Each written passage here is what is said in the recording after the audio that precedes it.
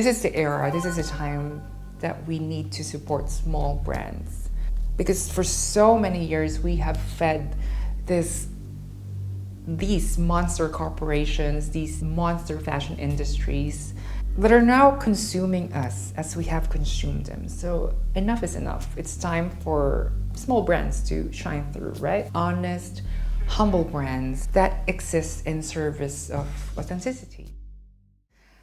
My relationship with fashion is a constant ebb and flow. But recently the spark has returned. I have found renewed faith in the works of my peers, of my friends, my talented friends that I'm excited to talk about today. These are independent brands shaped by interests rather than excess and trends, brands that are built upon community over consumption. Let's start with Isabella Charles. Earlier this year, she unveiled her Purgatorio collection, a release that genuinely left me in awe, and I'm not the only person who had the same reaction. I'm really impressed at this. It's really cool. For one collection, great job. There's a ton of jewelry. This is... Yeah, she put together an entire collection. This is a fucking collection. Isabella, amazing job. So I'm very, very proud of Isabella and Kieran, her partner. Yes, we live in the sunny Brisbane, in a sunny Queensland, where people don't really care about black clothing and all that. And yeah, they're just so consistent and adamant in their vision. We are just lucky that Isabella is within our orbit here in Brisbane. The collection is an exploration of fun permutations of avant-garde accessories never seen before, like this haltered wig choker, leather sheath ring, who invented that? Then we go to her heavyweight pieces like this structured leather jacket, cape tops, which recalls my love for Klaus Nomi. Also, these pieces are the ones that you wish Andy Millimeter, Helmut Lang, Rick Owens could have done in their collections, but they didn't. I recently grabbed her iconic nun hat from the Purgatorio collection. I don't have hats. I don't know. My outfits are extremely nuanced already. So putting a hat over an extreme outfit, I don't know. But I might give it a chance this time because I love nun hats and it is my first time to actually wear one. So here it is. Enough yapping. I already opened it because I was so excited. Wait. Yes, and it's super long. I think Rick Owens did something similar in the past. Well, Rick Owens did so many variations of the nun hat. I don't want rich bitches, I want nuns. Nuns. Nice nuns. Nice nuns. But yeah, elastic band that will hold your hair in place. I hate it when I wear hats because, yeah, I get anxious that the wind might blow it away or it might get caught into something, So it's made from this really soft viscose, I think, and elastane and cotton. The shape is really, really new. I haven't seen a hat like this. It's got this prong detail here that resembles like a jodhpur pants. For drama, I am assuming. And also this is a made-to-order piece. If you want to order, you'll have to provide her your head circumference. You have to give her 2 weeks tops. Isabella, you've nailed it. This is so beautiful. I actually struggled wearing this because I have a big head and I have a very thick hair. And what I love about this is it lifts your face, it just lifted my eyebrows. So no need for a Botox. I look like the girl with a pearl earring, hey. There are many ways that you can style this. I would have tucked my hair inside, but I feel like I like my hair peeking through. Very Rick Owens, spring, summer 2008. And it's perfect. I can't wait to wear this literally with all my Rick Owens fit. It's super perfect. Once in a while, you met a person online and you can truly say that you finally met your fashion bestie. Well, Davy, who is the owner of Dendur, is one of my favorite people in the internet right now. And like his brand, it's a seamless mirroring of his aesthetic rituals. Like if you look at his Instagram, which is super awesome, and I love it when the brand and the designer is a parallel mirror between one another, between each other. We'd rather support brands like this, you know, honest, humble brands that exist in service of authenticity. I am lucky, again, that he sent me not only one, but 3 rings. And I'm really, really happy that most of my followers actually have bought from his brand. I just love that feeling of community, because my YouTube channel is for the niche. So when I post something online and when I see that we're all wearing the same set of things, I kind of love that. I kind of love that sense of community. So just a quick etymology behind the brand. Dendur is the name of the brand. Well, David's brand channels mysticism and the esoteric. Like each piece draws on cultural symbols, sacred motif, and time-honored techniques. It's like a rich tapestry of, ancient civilization turned into jewelry. So I got these rings from his collection. First is this Mor ring. So Mor means death in Latin. Sounds grotesque, right? It's handcrafted from polished brass. And this statement piece features a substantial 10mm wideband, offering a very commanding presence on the finger, which I love. It has a heavy grounding presence, a piece that doesn't whisper but hums in weight. And then we've got this punctured engravings that may mean something. It's almost symbolic. It literally looks like the rings that Michelle Lamy wears herself. And I've been wearing it nonstop. The brass version of the Mor ring is more, I don't know, more abstract and more expressive with the shape. You can see that the tiny crevices and pitted details along the side is so beautiful. The top is slightly raised, but the engravings on the face is more linear. Like it was drawn by the bird's feet or something. It's very ancient and relic looking. If you layer this together, I think they look uber cool. It's like the sun and moon, yin and yang, and I love that duality, but they look so complete. And it will enable you to layer and stack the rings beautifully a la Michelle Lamy, because that's our inspiration. We worship Michelle Lamy, I'm so sorry.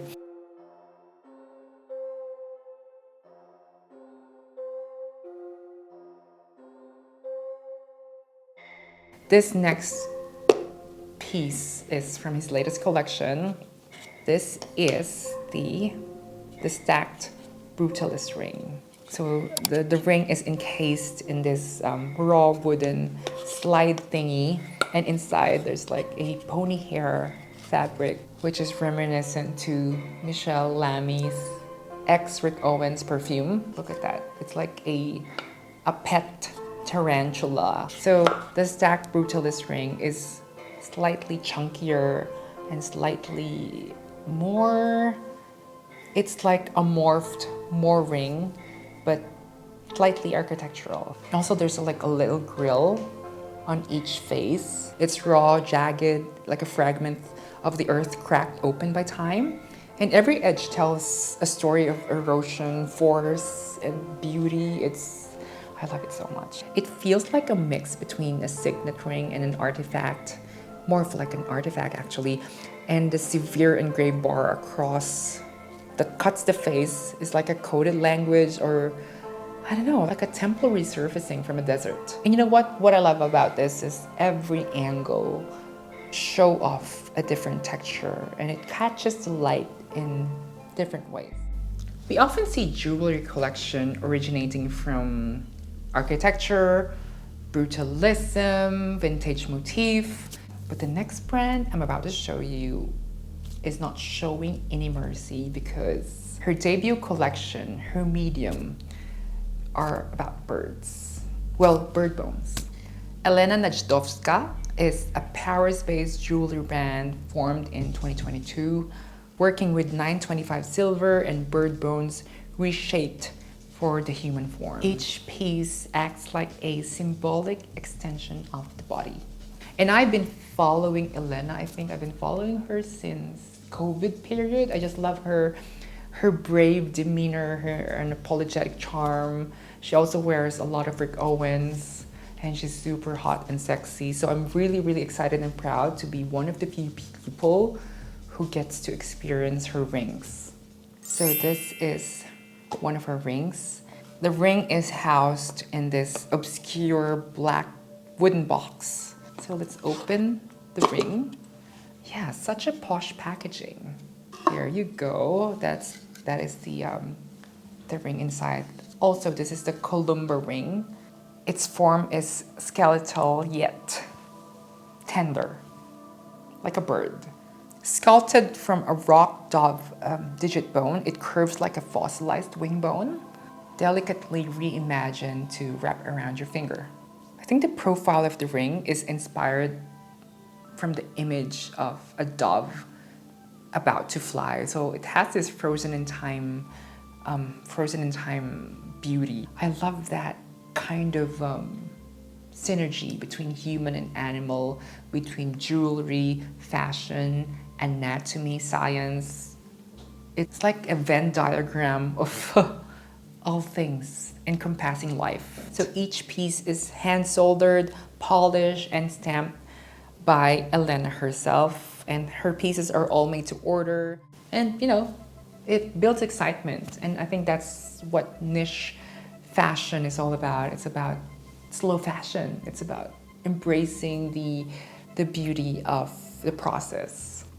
Yes, wearing niche everything. We're almost on the end of this video. I recently shared a bag collection months ago. The only thing I wish I had done differently was to include this new bag that I got. But maybe it worked out fine because I get to give this bag its own special moment.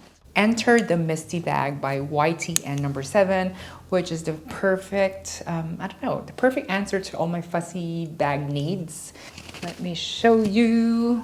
And of course, I opened it already. So initially, it was stitched all over. It's very charming. The packaging is very charming. It's encased in this a cheesecloth. And this is the bag. What I got is this Misty bag in the small size. Oh my gosh, I love it so much. I was in search for a small yet boxy bag, roomy enough to fit my small vlogging camera. It may look compact and mini, but the pattern allows it to expand. Its compact dimension is 24 by 14 by 10, making it an ideal companion for daily essentials. And you know what? Each piece by YTN number 7 is individually handcrafted, hand-cut in London. They don't make trends, rather they make visions. They're singular, they're sincere, and quietly radical. I knew I made the right choice when I opened this bag because, oh my God, it smells like a Rick Owens leather piece. I think it's the horse leather. It has this earthy, organic, deep smell, but also powdery. I don't know, it's slightly animalic, primal, very grounded. I feel like I'm describing a perfume. And looking at the bag, you can almost see, I don't know, the striations, the pores, the beautiful nuances of the leather, and I love that. I don't like leather bags that look like super polished. Why do I love horse leather? I love horse leather because of Rick Owens, but why? Even Rick Owens loved horse leather. And just like his clothes, it's meant to look better the more you ruin it. You know, the bag features a raw, unlined main compartment. Let me just open it for you. Also, the zippers are cute. It has this elongated pull tabs. And if you open this front zip pocket, there's like a very cute old school stamp. And also this elongated straps, this permanent elongated straps here. are so beautiful. Actually, this is my favorite part. This elongated excess straps look like those Andy Millimeter ribbons that when you wear it, it looks ridiculously and comically long on you. Packaging is top tier. When I received it, I'm like, oh my God. They even give you this, they even give you this informational souvenirs. And there's even like a small booklet, like, oh my God. Dear Carl, here is your YTN number 7 Misty bag. Like, Margiela could never. I am blown away. Like, this is the type of brand that we should support and we should nurture and celebrate. I'm more thinking of outfits that to wear this with. But I think any outfit will work out because this is the perfect bag. I've always been drawn to pieces that feel unfinished, not in craft, but in story. They are sculptures, probably symbols, vessels of memory even. A ring cast from a bird's bone, a brutalist shard for the hand, a hat that feels like a ritual, and lastly, a bag that feels like an extension. 4 pieces and one quiet devotion. I am finally realizing my black Narcissus dream, my Michelle Lamy Lemmings. There's something ceremonial about it, like it wasn't just designed, but divined. It's structured yet soft, like a thought hardened into a form. It doesn't just crown the head, it anoints it. When I wear it, I feel taller.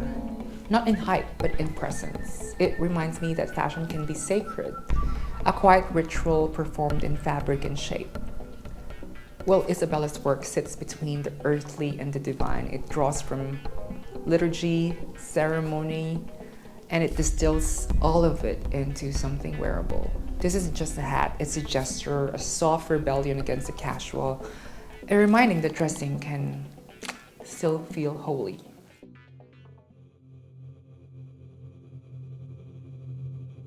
Inspired by brutalist architecture, Dendur feels like a ruin that never fell. It's not here to flatter the hand. It's here to confront it. I wear it when I want to feel deliberate, like I'm dressing for a world made of shadows, scaffolding, and steel. And when everything feels too polished, too soft, too boring, this ring reminds me that beauty can also feel like a resistance. There's silence in this form, a quiet intensity, like concrete at dawn, a relic of a future, and somehow it still feels right in my hand. Dendur doesn't just make jewelry, he builds monolith for the body, and I love that so much.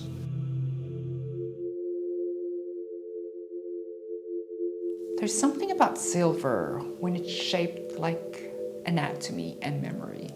Her pieces aren't only made to decorate, they're made to echo. The columbo feels like it was grown rather than forged. It's curved like a fragment of a bone, cast in silver and made to grasp the flying motion of a dog. I wear it when I want to feel grounded. It's heavy but airy, it's fragile but sensible.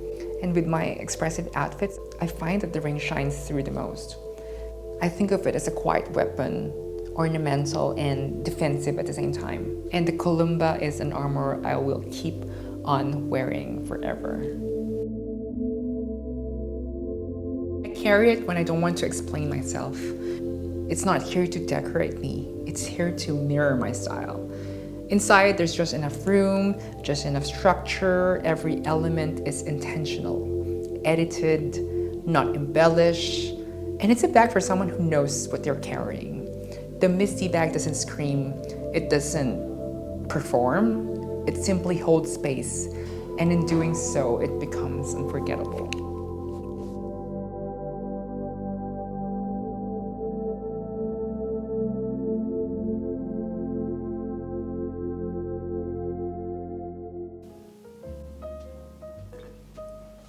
So thank you again, guys, for watching another video, and I'm really happy. I hope you like the pieces that I've shown you, and also I hope you support the brand, even just by following them, sharing it to friends. That would be a big help. And if you've got any suggestions, don't forget to comment down below. Follow me on my Instagram, and I will see you on the next video. Thank you so much and have a great day. Ciao. Bye.